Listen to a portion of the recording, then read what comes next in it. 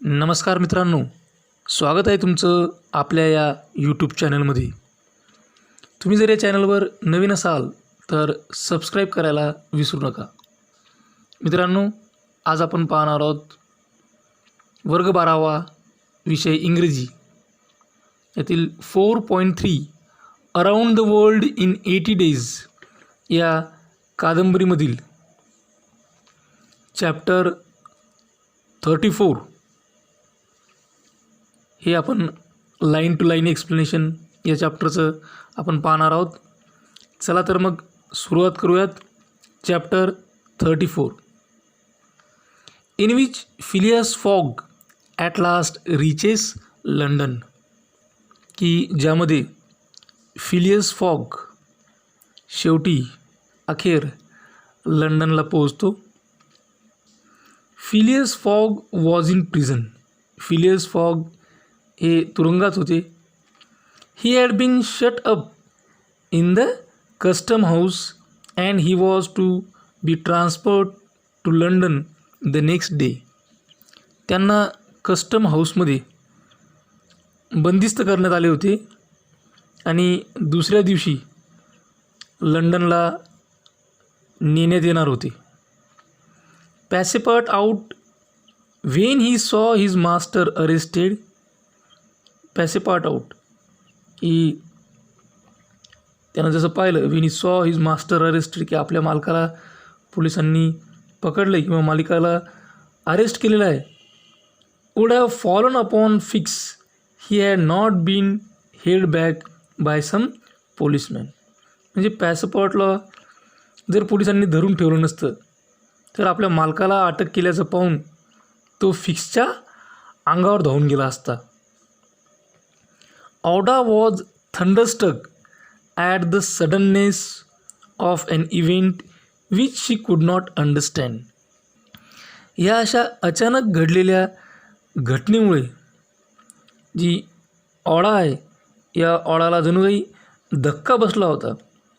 ही अशी घटना होती जी तिला समजली नव्हती, ज्या घटनेला ती समजू शकली नाही. Passepartout explain to her how it was that the honest and courageous Fogg was arrested as a robber. मग हा जो पॅसेपार्ट आउट आहे याने त्या ऑडाला एक्सप्लेन केलं, विश्लेषण करून सांगितलं की कशा प्रकारे आपला जो प्रामाणिक आणि धैर्यवान असा फॉग, ज्याला रॉबर म्हणून, एक लुटेरा म्हणून अटक करण्यात आलेलं होतं. The young woman's heart revolted against so heinous a charge and when she saw that she could attempt to do nothing to save her protector she wept bitterly. हा निंदनीय आरोप ऐकून त्या तरुणीचे मन पेटून उठले आणि आपलं ज्याने रक्षण केलेलं आहे अशा आपल्या रक्षणकर्त्याला वाचवण्यासाठी आपण काहीही करू शकत नाही हे ऑडाच्या लक्षात आल्यावर तिला खूप दुःख झाले. दुःखानं ती रडायला लागली. As for Fix he had arrested mister Fogg because it was his duty whether mister Fogg was guilty or not. आणि फिक्सच्या बाबतीत जर बोलायचं झालं तर त्यांनी फॉगला अरेस्ट केलं होतं, त्यांना अटक केली होती कारण ही फिक्सची ड्युटी होती, ते त्याचं कर्तव्य होतं आणि या कर्तव्यापोटी त्यांना ती अटक केली होती. मग भलेही फॉग हा अपराधी असो, दोषी असो वा नसो. The thought then struck Passepartout that he was the cause of this new misfortune. आणि पॅसेपार्ट आउटच्या मनात असा विचार आला की हे जे काही दुर्दैव घडलेलं आहे या दुर्दैवाला आपण कारणीभूत आहोत. Had he not concealed fix एरांड from his master. त्याला असं वाटलं की त्यानेच तर फिक्सच्या येण्याचा जो हेतू आहे तो आपल्या मालकापासून लपवला तर नाही ना, लपवला तर नव्हता ना. When Fix revealed his true character and purpose, why he had not told mister Fogg, की ज्यावेळेस फिक्सनं त्याचं जे खरं कॅरेक्टर, खरं पात्र, खरं रूप या ठिकाणी रिव्हील केलं, सांगितलं आणि त्याचा मागचा उद्देश सांगितला, त्यावेळेस त्यानं म्हणजेच पॅसेपार्टआउटनं फॉगला का सांगितलं नाही. If the latter had been warned he would no doubt have given Fix proof of his innocence and satisfied him of his mistake. At least, Fix would not have continued his journey at the expense and on the heels of his master, only to arrest him the moment he set foot. आता या ठिकाणी बघा, if the letter had been warned, की मग mister फॉगला जर का पॅसेपार्टआउटनं warning दिली असती, सूचना दिली असती, he would know doubt have given fix proof of his innocence, तर फॉगने फिक्सला आपल्या निष्पापपणाचं प्रूफ दिलं असतं, पुरावा दिला असता, and satisfied him of his mistake, आणि त्याची जी चूक आहे त्या चुकीबद्दल यानं त्याचं समाधान केलं असतं. At least Fix would not have continued his journey at the expense, म्हणजे फिक्स कमीत कमी या फॉगच्या मागे लागला नसता. On the fields of his master only to arrest him the moment he set foot on English soil, आणि असं करून त्याने या इंग्लिश भूमीवर पाऊल ठेवता क्षणी त्यांना अटक करण्यासाठी त्याने प्रवास चालू ठेवला नसता. पॅसेपार्टआउट vaped till he was blind and felt like blowing his brains out, आणि पॅसेपार्टआउट खूप रडला, तो एवढा रडला जणू काही तो आंधळा झाला होता अशा पद्धतीनं, म्हणजे डोळे भरून येईपर्यंत तो रडला आणि जणू काही त्याचा मेंदू बाहेर पडावा अशा पद्धतीनं त्याला असं वाटायला लागलेलं होतं. औडा and he had remained, despite the cold, under the portico of the custom house. Aouda आणि तो एवढ्या थंडीतही कस्टम हाऊसच्या प्रवेशद्वाराखाली थांबून राहिले. Neither wish to leave the place, both were anxious to see Mr Fogg again. त्या दोघांनाही तिथून निघावंसं वाटत नव्हतं, ती जागा सोडावीशी वाटत नव्हती, आणि दोघेही मिस्टर फॉगला पुन्हा पाहण्यासाठी आतुर झाले होते. त्यांना मिस्टर फॉगची चिंता वाटत होती. दॅट जेंटलमॅन वॉज रिअली रुईन्ड, की हा जो गृहस्थ आहे हा गृहस्थ खरोखरच उद्ध्वस्त झालेला होता. And that at the moment when he was about to attain his end, आणि अशावेळी ज्यावेळीस त्यानं तो शेवटचा टप्पा जवळपास गाठला होता, म्हणजे जवळपास त्यांनी ती डेडलाईन क्रॉस केली होती, अशा वेळेस ही घटना घडलेली आहे.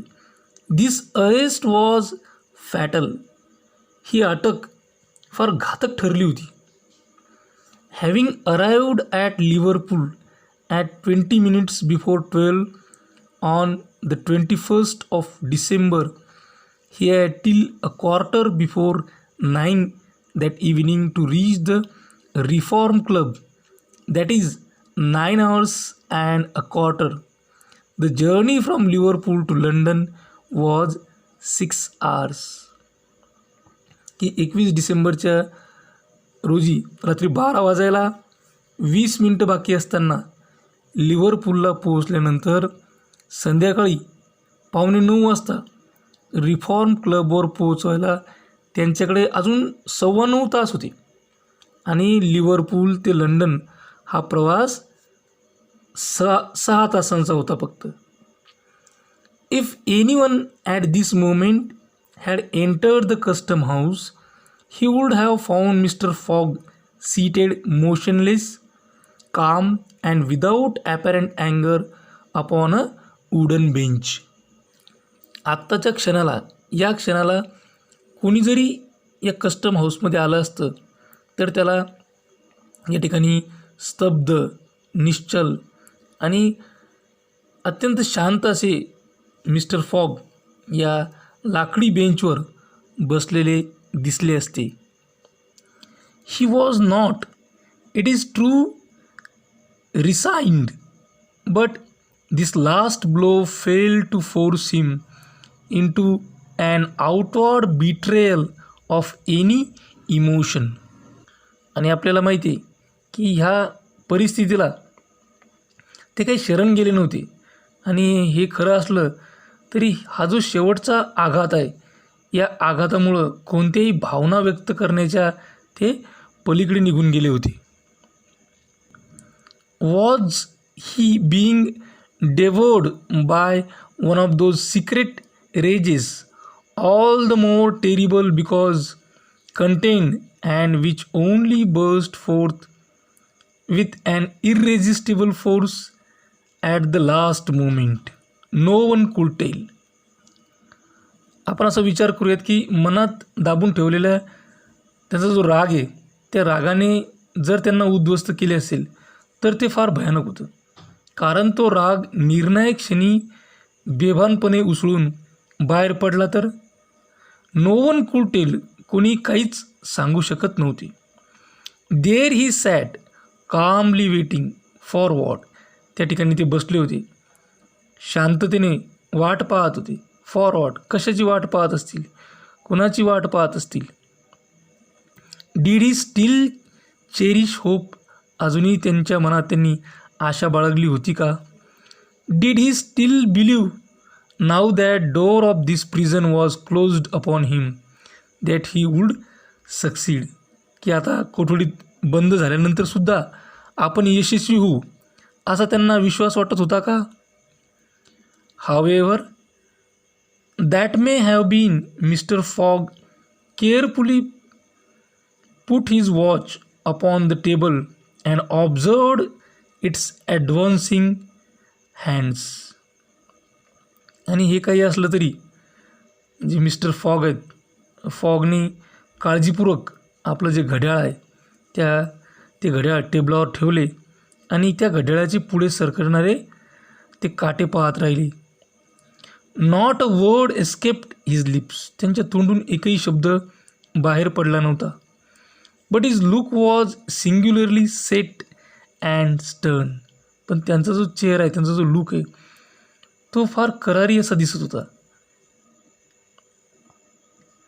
The situation in any event was terribly one as might be thus stated, की काही नाही म्हटलं तरी परिस्थिती फार भयंकर होती.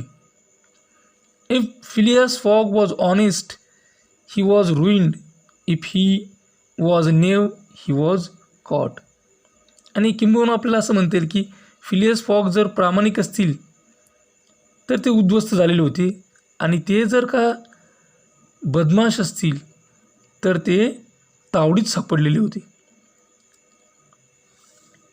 डीड एस्केप ऑकर टू हिम, मग त्यांच्या मनात पळून जाण्याचा विचार आला असेल का. Did he examine to see if there was any practicable outlet from his prison, या तुरुंगातून बाहेर पडण्यासारखी एखादी वाट आहे का, याचा त्यांनी तपास केला असेल का.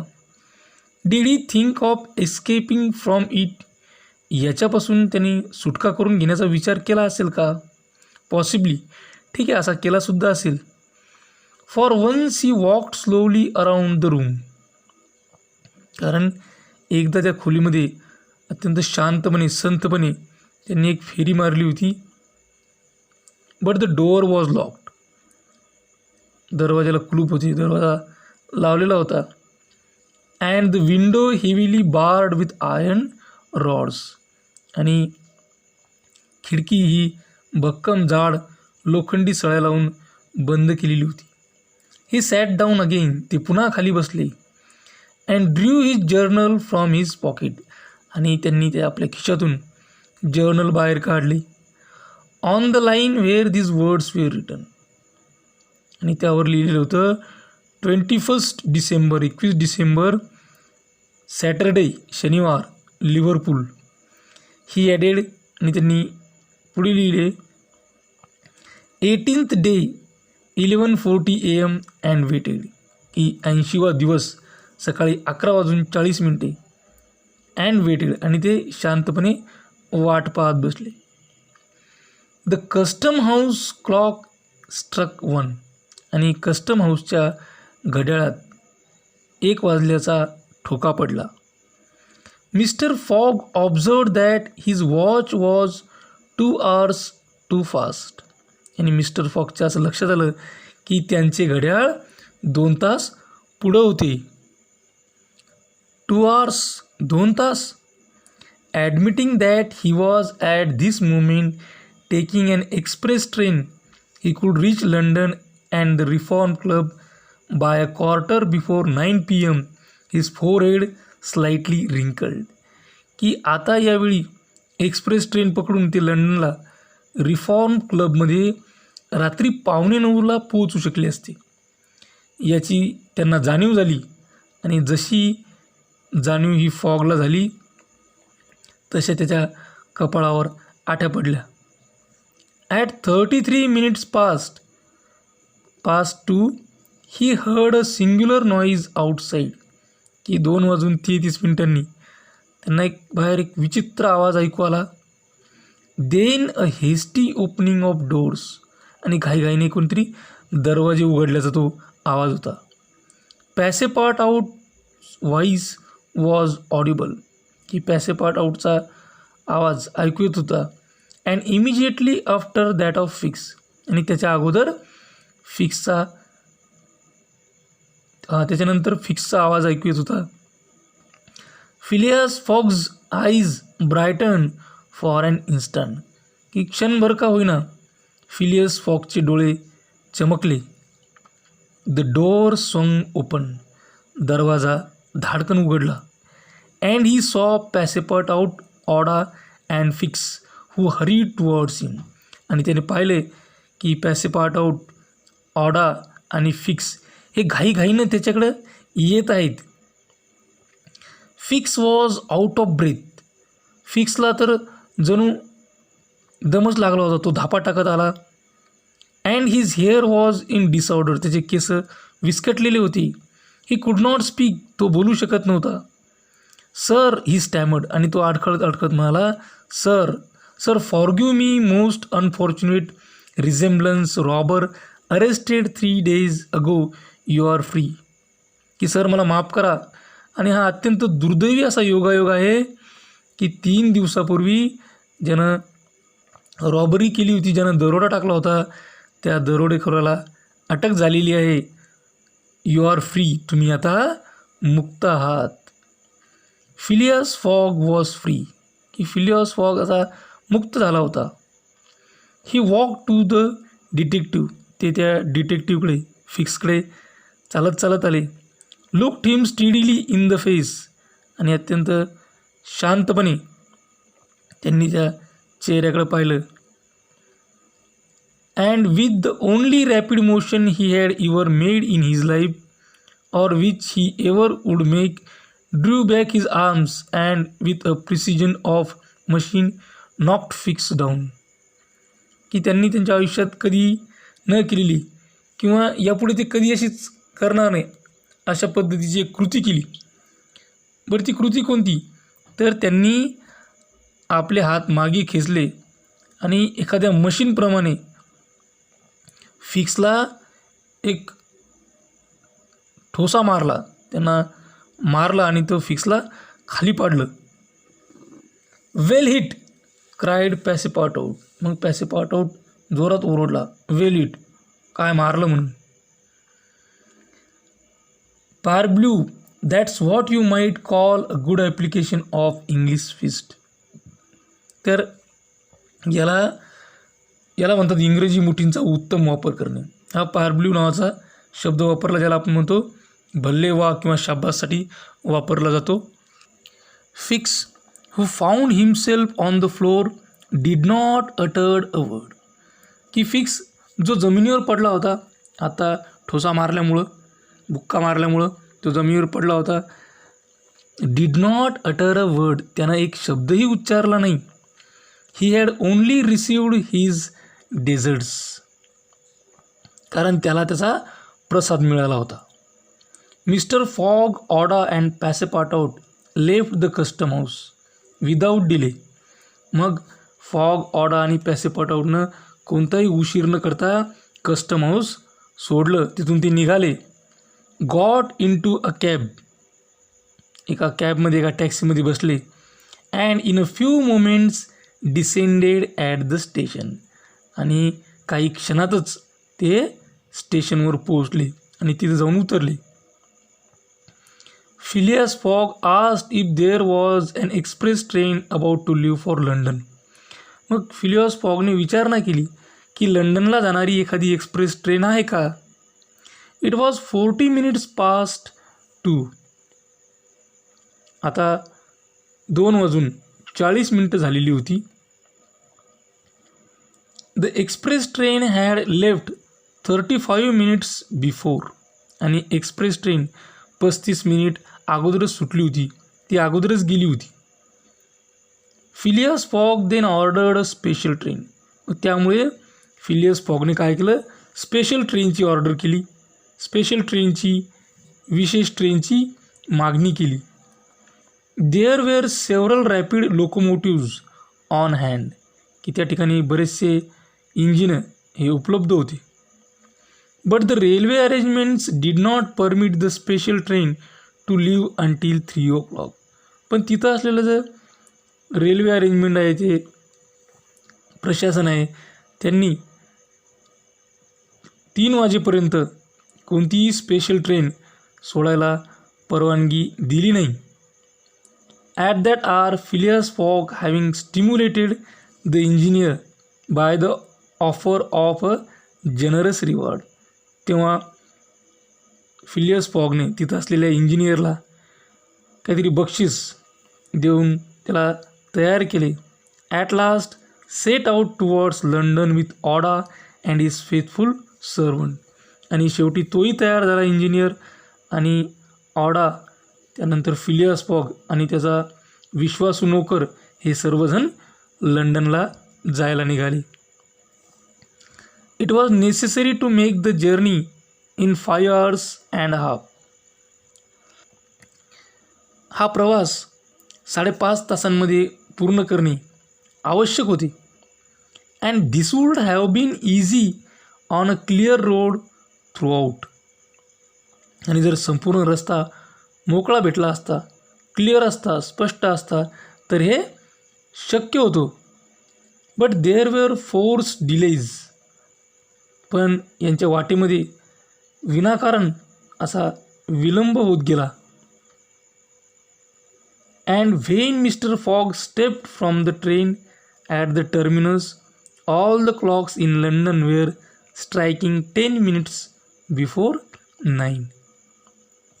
आणि ज्यावेळेस मिस्टर फॉग हे ट्रेनमधून बाहेर तिथल्या टर्मिनसवर उतरले, तेव्हा लंडनमधील सर्व घड्याळांमध्ये 9:10 कमी होती. Having made the tour of the world, he was behind hand 5 minutes. की अख्ख्या दुनियेची सफर करून आल्यानंतर, अख्खं जग फिरल्यानंतर, अख्ख्या जगाचा प्रवास केल्यानंतर तो त्यांना 5 मिनिटांचा उशीर झाला होता. He had lost the wager. आणि ते पैज हारले होते. एवढा उल्लेख हा आपल्या चॅप्टर नंबर 34 आहे. तर ॲक्च्युली ते पैज जिंकलेले होते, पण या चॅप्टरमध्ये ते पैज हारलेले होते इथपर्यंत दिलेलं आहे. यानंतरचा जो जे समोरील त्यांची जर्नी आहे, किंवा समोरील जो प्रवास आहे, किंवा समोरील जे काही त्या घटना आहेत, ते आपण समोरच्या चॅप्टरमध्ये पाहणारच आहोत. तर इथं आपण around the world in 80 days यातील चॅप्टर 34 याचं लाईन टू लाईन एक्सप्लेनेशन या ठिकाणी दिलेलं आहे. अशाच प्रकारचे नवनवीन व्हिडिओ पाहण्यासाठी या चॅनलला सबस्क्राईब करा. माझी व्हिडिओज तुमच्यापर्यंत लवकरात लवकर पोहोचावेत यासाठी फक्त एकदाच बेल आयकॉन बटनला क्लिक करा. हा व्हिडिओ तुम्हाला आवडला असेल तर लाईक करा. तुमच्या मित्रमैत्रिणींमध्ये, गरजू विद्यार्थ्यांमध्ये, अभ्यासू विद्यार्थ्यांमध्ये जास्तीत जास्त शेअर करा. काही अडचण असेल, काही सजेशन असेल, काही इन्फॉर्मेशन असेल, काही रिप्लाय असेल तर कमेंट बॉक्समध्ये तुम्ही कमेंट करू शकता. हा व्हिडिओ अत्यंत काळजीपूर्वक आणि सर्वात महत्त्वाची गोष्ट टिल द एंड शेवटपर्यंत पाहिल्याबद्दल तुम्हा सर्वांचे मनापासून आभार. थँक्यू. Thanks a lot.